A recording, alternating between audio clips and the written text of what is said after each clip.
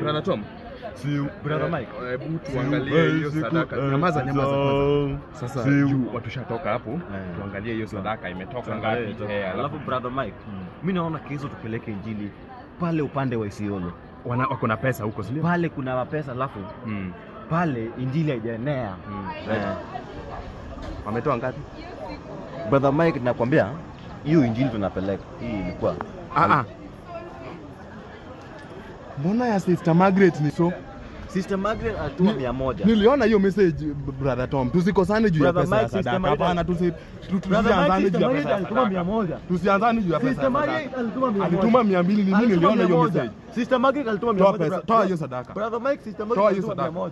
Toa hiyo sadaka. Sister Margaret alituma 100. Toa hiyo sadaka Brother Tom. Brother Tom, mimi Mungu ananijua. Brother Mike. Toa hiyo sadaka. Brother Mike, hata Mungu anajua ni Mr. Ira alituma 100.